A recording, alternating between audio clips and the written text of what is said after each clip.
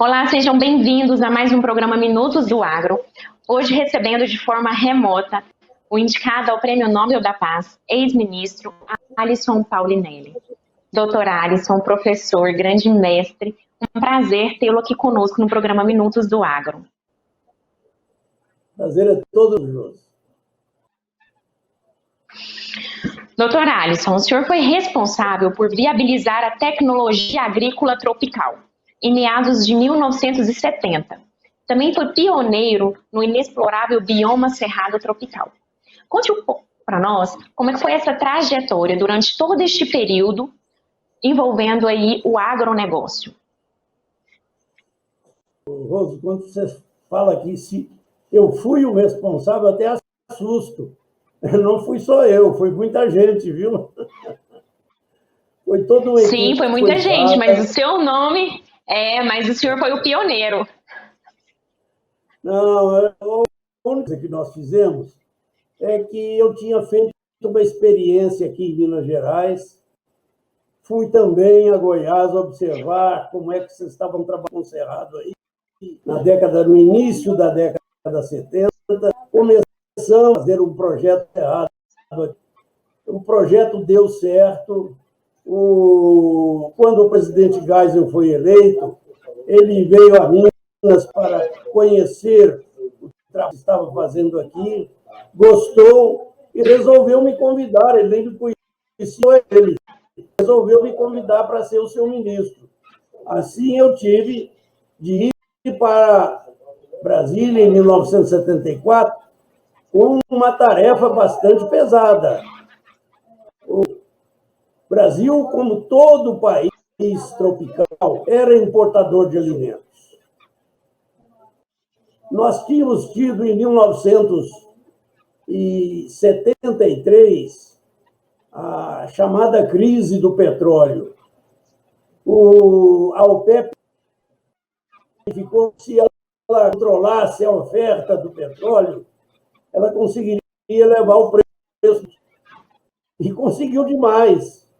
De 2,5 a 3 dólares o barril, na semana seguinte ela já estava conseguindo 11 dólares o barril. E na época, José, o Brasil importava 80% do petróleo que consumia.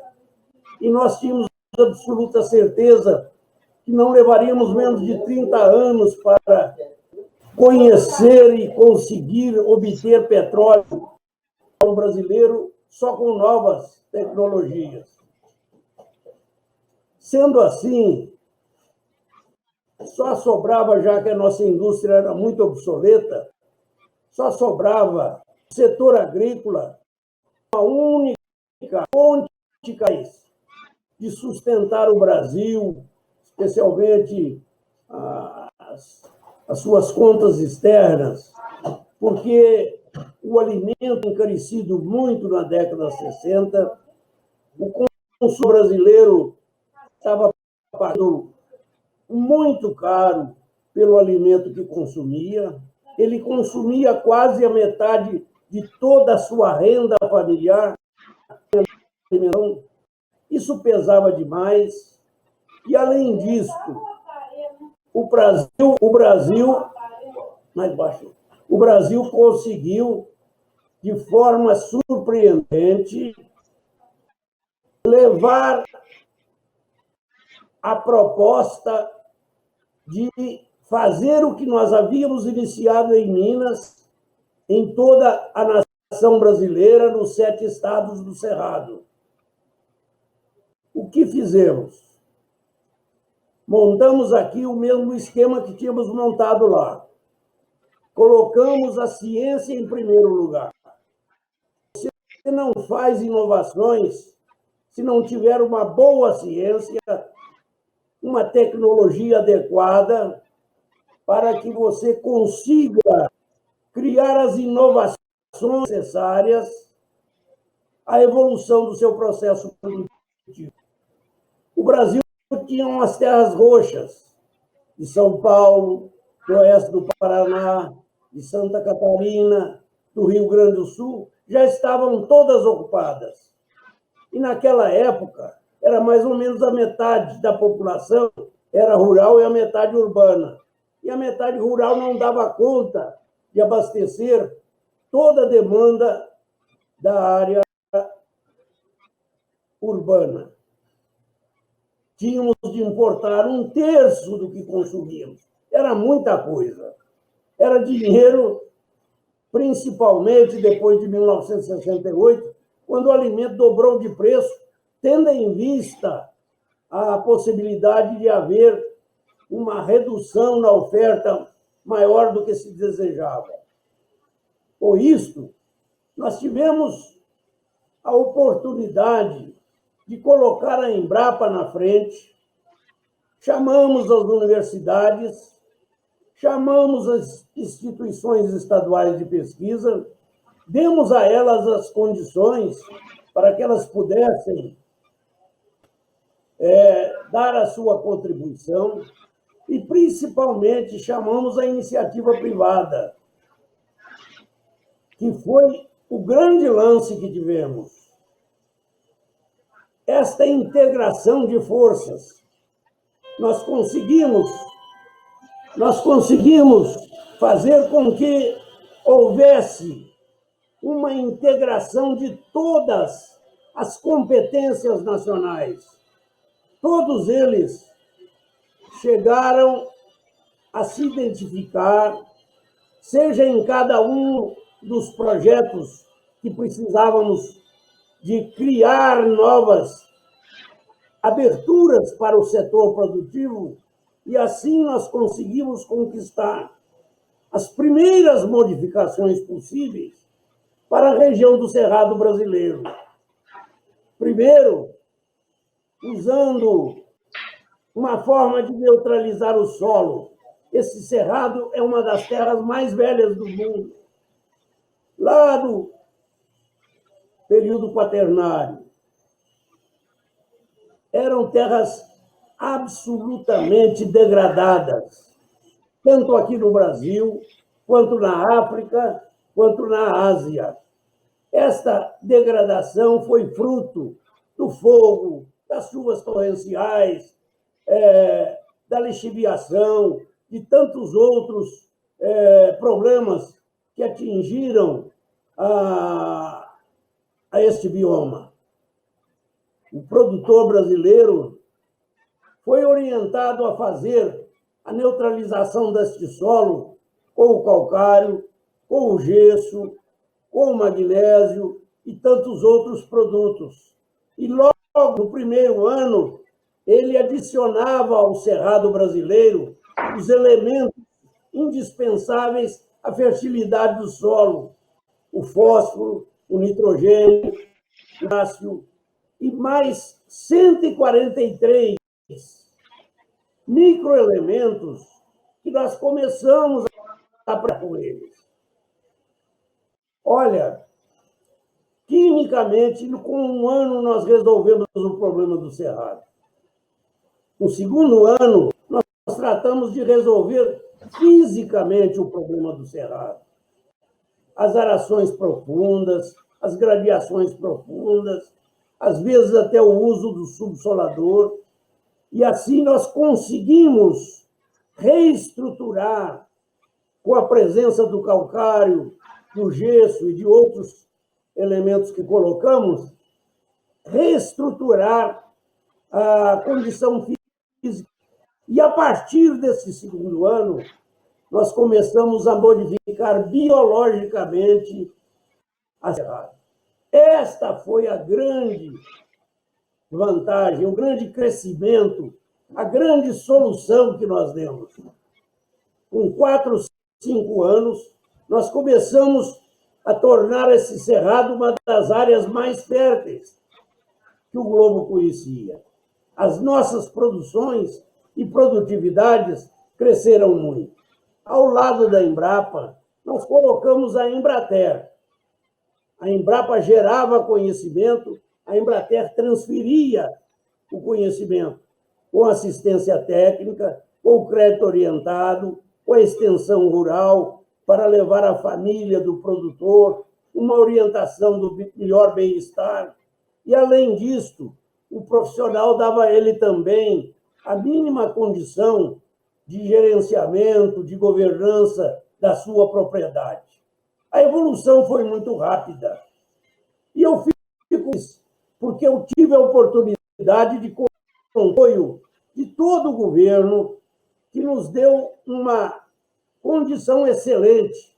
No meio destes dois instrumentos fabulosos, Embrapa e Embrater, nós colocamos uma política pública através do projeto chamado Polo Centro. Ele dava o crédito, ele permitia ao produtor fazer a infraestrutura, ter todas as condições de estrada, de comunicações, de eletricidade, de armazenamento, de máquinas, de utensílios, de tudo o que precisava. Um crédito absolutamente à mudança que ele precisava fazer. Entendeu que não podia continuar naquela agricultura incipiente, uma agricultura extrativa, uma agricultura que só fazia subsistência, não subsistência, não alimentava nem o povo brasileiro. Aí, então, nós começamos a verificar que houve uma mudança profunda. Os agricultores brasileiros inovaram, usaram a ciência, a tecnologia e suas inovações. Foram capazes de provocar as mudanças desejadas. Cumpriram fielmente o compromisso e o contato com o governo, que nos colocou à disposição, olha isso, em 1975, a quantia de 3 bilhões de dólares. Esses 3 bilhões de dólares seriam suficientes para fazer uma inclusão de, no mínimo, 3 milhões de hectares de cerrado no processo produtivo. Eu fico muito satisfeito, porque quando deixamos o governo em 1979, nós já tínhamos equilibrado a balança comercial brasileira na parte de alimentação. E, por outro lado, começávamos a ver que nós já estávamos usando, seja pelo projeto Polo Centro, ou então um processo indutor. Você sabe que os produtores são muito espertos, eles conhecem muito do setor. Quando viam o seu vizinho tendo êxito com aquela tecnologia, ele imediatamente usava seus recursos próprios. E quando nós deixamos o governo, o Brasil já tinha em produção, tanto de pecuária quanto de grãos e florestas, mais de 3,5 milhões de hectares em produção. Foi o suficiente para o nosso autoabastecimento. E mais do que isso, os produtores brasileiros começaram a verificar que os seus produtos estavam começando a ser requeridos pelo mercado internacional. Nós produzíamos aqui no Cerrado brasileiro um produto de melhor qualidade, mais barato e com constância de oferta, porque aqui, diferente dos 4.000 anos que as regiões temperadas dominaram o abastecimento mundial, lá eles só conseguem fazer uma safra por ano. Nós aqui chegamos a fazer 2 sem irrigação e até 3 safras com irrigação. Isso foi uma novidade para o mercado internacional. O Brasil entrou nele para valer e, a partir especialmente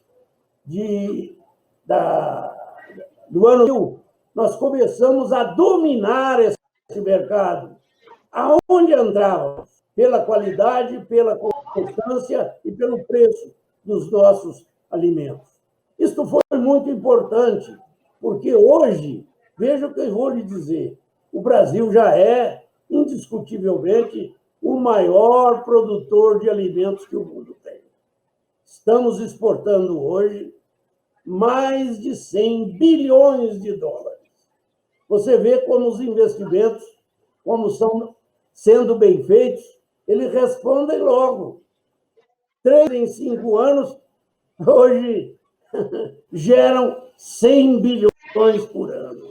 E mais, naturalmente, o abastecimento brasileiro, onde nós gastávamos alguns milhões de dólares. Portanto, eu fico muito feliz que essa evolução tenha havido. Foi o produtor, indiscutivelmente. Ele foi a peça principal que nós tivemos. Foi graças a ele que o Brasil pôde criar estas inovações, apresentar-se diante do mercado internacional e dominá-lo. Hoje não há concorrente para o Brasil na produção de grãos. Nós estamos produzindo hoje cerca de 200 milhões de toneladas. E vamos produzir mais. O mundo já verificou que a única região do globo que é capaz de dar a sustentabilidade na alimentação é o Brasil.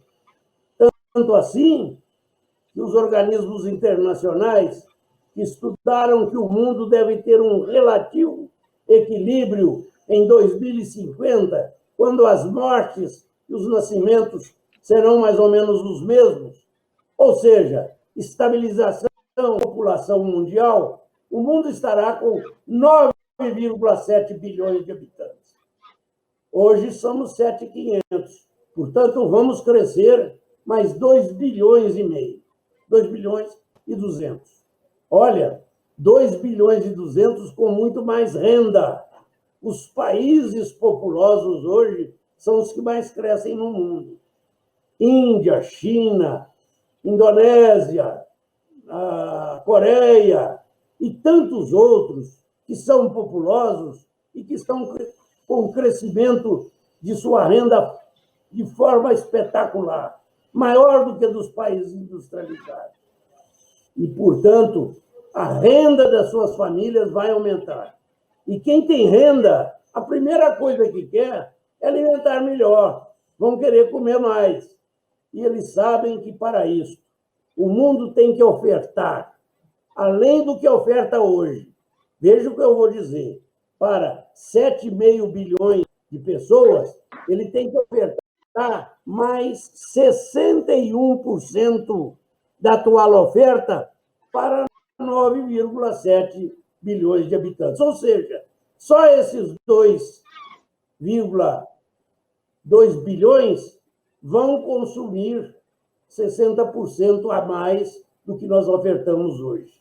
E o Brasil é responsável por garantir, senão o mundo vai passar fome, os 41% que dão 2/3 da oferta atual. Eu estou absolutamente convencido que nós já somos capazes de fazer isso. Só 2 tecnologias geradas nesses últimos 50 anos. Uma, a integração lavoura, pecuária e floresta, que não é viável em nenhum país temperado, só em países tropicais. Ela pode recuperar grande parte das pastagens degradadas que nós temos hoje e colocar em produção, com grãos, com fibras, com óleos, com gado e com florestas, e dar a garantia de uma expansão de oferta bastante grande. A segunda tecnologia é, sem dúvida, a irrigação. Eu não estou inventando nada. Quem quiser ver, vá ao Planalto Central, aí em Goiás, inclusive, e vocês vão ver os nossos produtores que estão irrigando com a tecnologia moderna, fazendo 3 safras por ano. Isso só é possível no Brasil. A irrigação lá do hemisfério temperado é uma safra só por ano. Não dá para comparar. Os preços aqui são muito mais baixos, o produto é muito melhor e nós temos constância de oferta. Ninguém segura esse país mais. Verdade. Professor Alisson, quando nós falamos sobre o Brasil ser o maior produtor de alimentos do mundo, nós falamos aí de segurança alimentar, de tecnologia e de oportunidade. A pandemia Covid-19 nos trouxe um grande desafio, que é manter a alimentação de toda a população. Você acredita que neste período que nós ainda estamos vivendo da pandemia Covid-19, quais são as perspectivas para a agricultura? Olha, elas foram e são muito viáveis. O agricultor não para. Ele está no céu aberto, a sua indústria é uma indústria a céu aberto, ele respira melhor, ele está mais protegido, e ele não parou. E não parou e conseguiu manter o abastecimento normal nos grandes centros produtores. O problema que houve, ele veio de fora. Foram países que tiveram problemas sérios e que passaram a ter que entrar no mercado com mais avidez, pagando qualquer preço.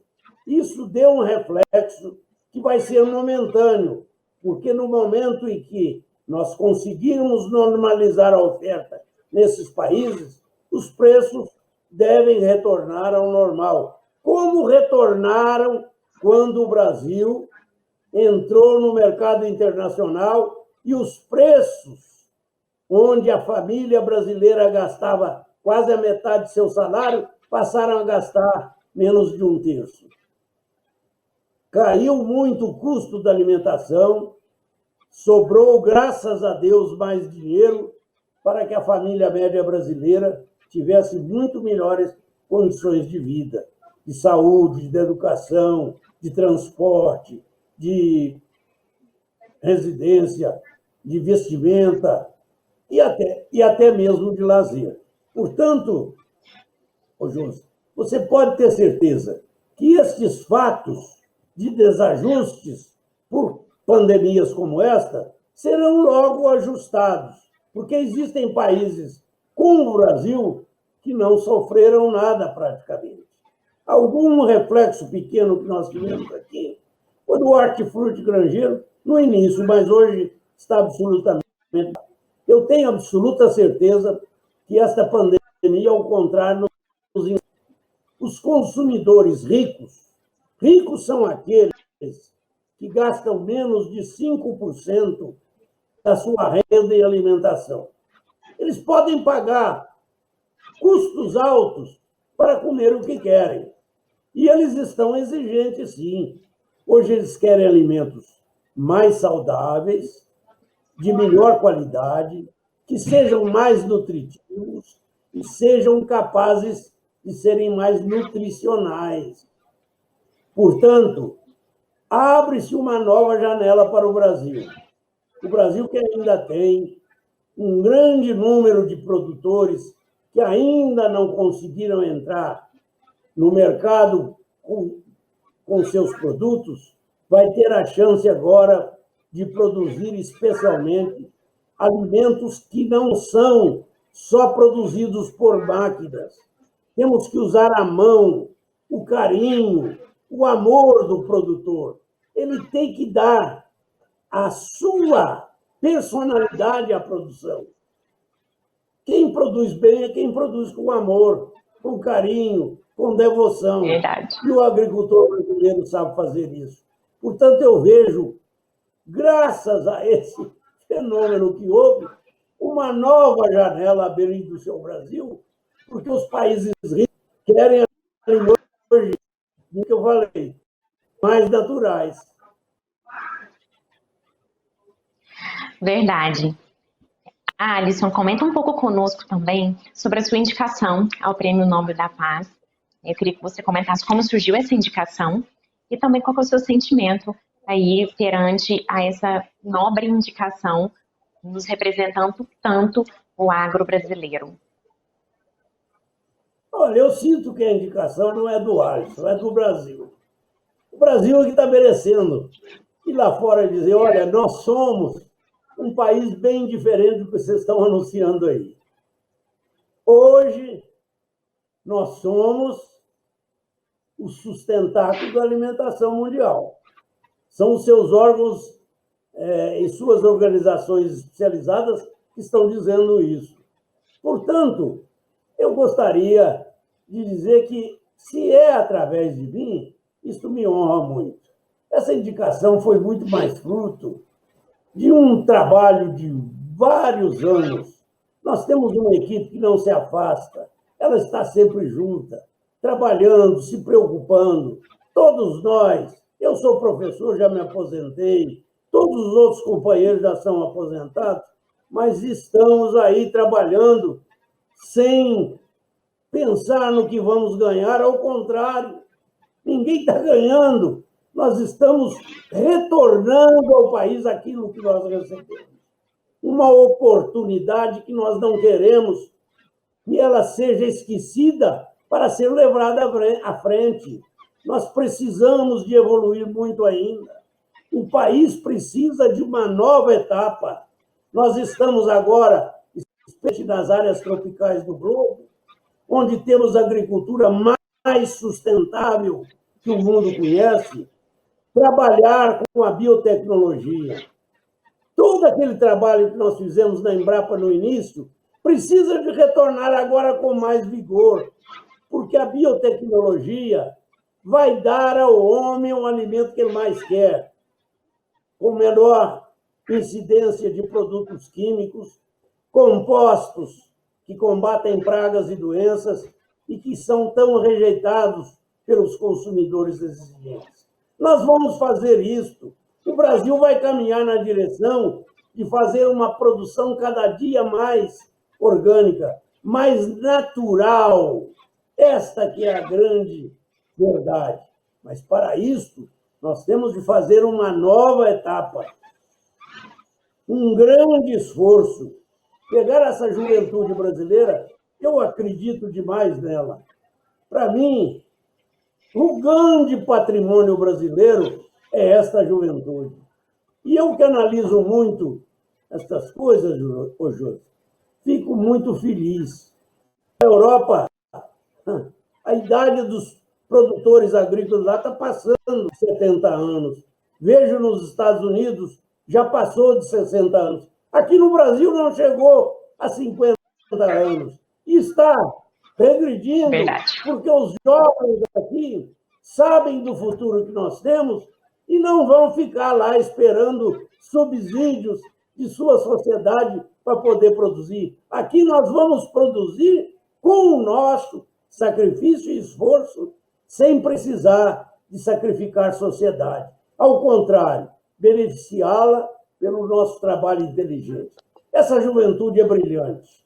Nós precisamos de fazer aquela nova etapa. Na época, nós mandamos quase 2.000 jovens para os grandes centros de ciência do mundo, para eles lá e verem a que nível estava a ciência, e trazê-la para cá, para que no bioma de Cerrado brasileiro nós resolvêssemos os seus problemas. Isto aconteceu e eu não preciso reexplicar o que já disse. O Brasil hoje é o grande sucesso em alimentação do mundo. Precisamos daqui por diante de ter homens que nos governem, que sejam capazes de ter esta visão, que entendam que a ciência e a tecnologia é a única forma capaz de promover o desenvolvimento. Eu estou feliz.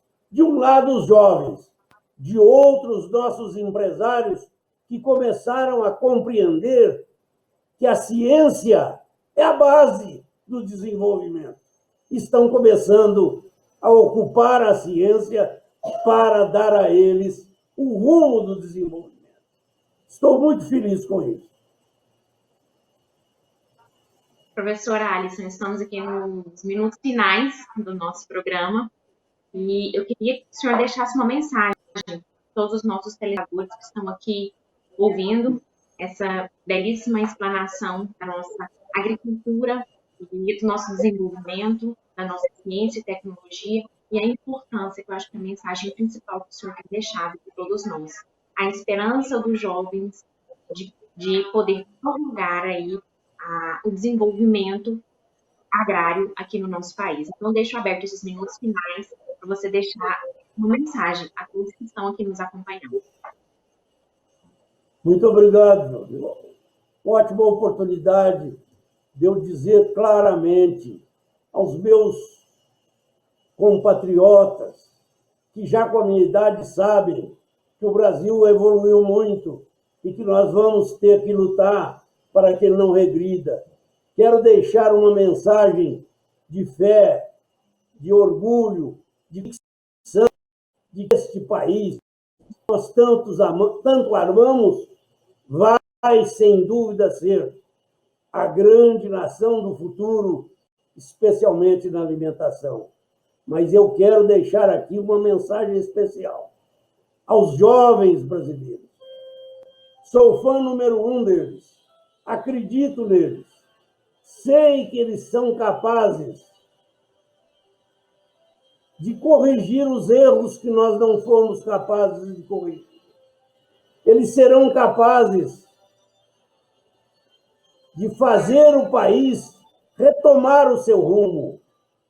Se nós crescemos tanto na produção agrícola, caminhamos para trás, na política, na economia, tantos erros que foram cometidos, inclusive erros que eu não gostaria nem de comentar aqui, aqueles que se aproveitaram do recurso alheio para se locupletar. Isso é triste, isso deixa uma mancha em nossa alma. Mas eu gostaria que vocês, jovens, acreditassem que vocês serão capazes de botar este país para frente e ainda corrigir os erros que nós estamos deixando. Ô, Josi, eu acredito tanto nessa juventude, porque mesmo com a minha idade, eu vou correr com o meu bastão na mão até o último passo que eu puder dar, porque eu, com maior entusiasmo, porque eu tenho certeza que eu vou entregar este meu bastão a um jovem muito mais capaz e competente do que eu. Esta é a minha felicidade. Professor Alisson, muito obrigada pela entrevista. Nós aqui sentimos muito honrados de ter tido essa oportunidade de conversar um pouco contigo, entender a sua história e poder captar essa mensagem que você deixou por último. Que realmente nós aproveitarmos esse tempo que nós investimos no nosso país. Gratidão. Que Deus te abençoe. Parabéns pela indicação. Óbvio, nós seguimos aqui acompanhando o seu trabalho. Fica com Deus. Muito obrigado, viu? Muito obrigado. A você que nos acompanha, muita gratidão. Estamos aqui de forma remota, trabalhando por você. Nos acompanhe no canal 3.2 e também no canal do YouTube TV Alegre. Até a próxima. Tchau, tchau.